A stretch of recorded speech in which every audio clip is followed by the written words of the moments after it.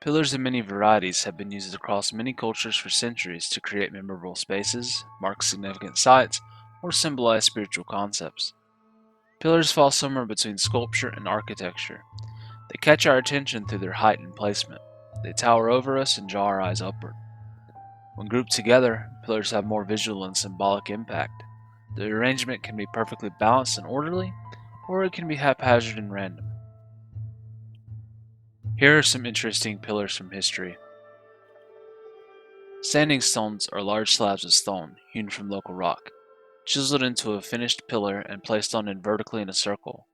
Some stone circles, like Stonehenge, suggest a relationship with the movement of the stars and sun with the yearly seasons, while others reveal archaeological evidence of sacred burial sites. Whatever they were actually used for, to walk among the long surviving stones is to feel transported to another time and place, and to feel of their majestic power. Now we will look at the Egyptian obelisk. These tall pointed pillars were placed at the entrance to their temples and were symbols of the sun god Ra, representing a petrified ray of sunlight. They were often placed in pairs, but could also be placed by themselves. Today, the Washington Monument in Washington, D.C. is a modern representation of an obelisk. Pillars are very common with cathedrals.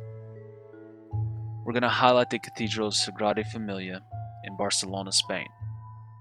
Designed by Antoni Gaudí in 1883, it is notable for its many tall and intricate spires. These organic-looking pillars create a memorable visual impact that symbolizes the church's purpose of reaching towards the heavens. Here is a unique creation with pillars: Walts Towers. A man named Simon Rodia welded a collection of 17 spiraling towers in his backyard in Los Angeles from 1921 until 1954. He also added lots of mosaic tile details as well as many found objects that neighborhood children brought to him. Rodia was not a professional artist, so his towers are considered outsider art, and were initially condemned to be torn down in 1955. That is, until art lovers came together to save the installation and make it a historic landmark that can still be visited today.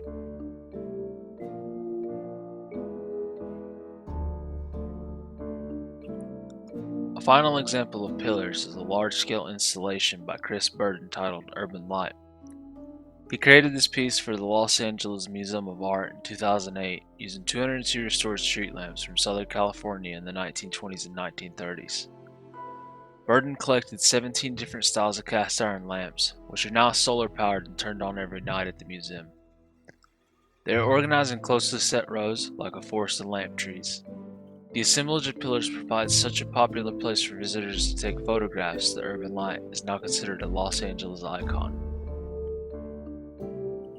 Artists in the past and present continue to be interested in creating pillars, columns, towers, and spires that provide a unique focus of verticality, symbolizing uprightness and honesty of form that can still inspire us today.